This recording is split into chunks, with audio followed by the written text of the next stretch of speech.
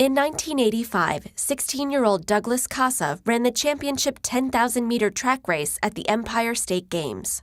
Suddenly, with just 200 meters to go, he collapsed, got back up, and then collapsed again on the final straightaway, with his body temperature at dangerous levels. He had suffered an exertional heat stroke. Fortunately, with immediate and proper treatment, he survived the potentially fatal episode and has since helped save 167 people in similar circumstances. From ancient soldiers on the battlefield to modern-day warriors on the gridiron, exertional heat stroke or sunstroke has long been a serious concern. And unlike classical heat stroke, which affects vulnerable people such as infants and the elderly during heat waves, exertional heat stroke is caused by intense exercise in the heat and is one of the top 3 killers of athletes and soldiers in training. When you exercise, nearly 80% of the energy you use is transformed into heat. In normal circumstances, this is what's known as compensable heat stress. And your body can dissipate the heat as quickly as it's generated, through cooling methods like the evaporation of sweat. But with uncompensable heat stress, your body is unable to lose enough heat due to overexertion or high temperatures and humidity, which raises your core temperature beyond normal levels.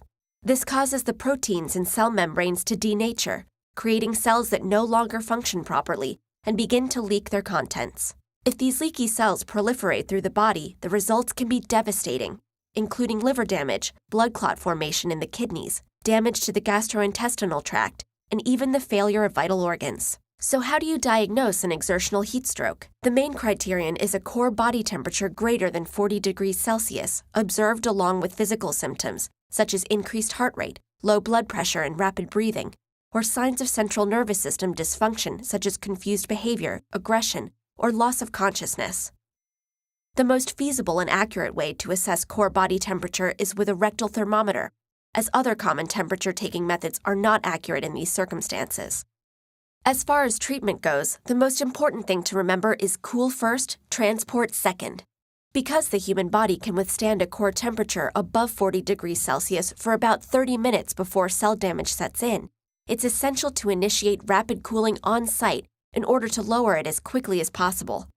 After any athletic or protective gear has been removed from the victim, place them in an ice water tub while stirring the water and monitoring vitals continuously.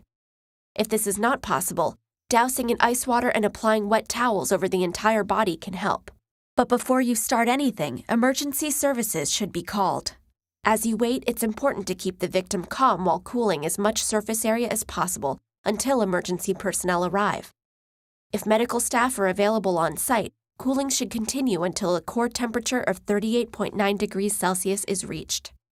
The sun is known for giving life, but it can also take life away if we're not careful, even affecting the strongest among us. As Dr. J.J. Levick wrote of exertional heat stroke in 1859, it strikes down its victim with his full armor on. Youth, health, and strength oppose no obstacle to its power. But although this condition is one of the top 3 leading causes of death in sports, it has been 100% survivable with proper care.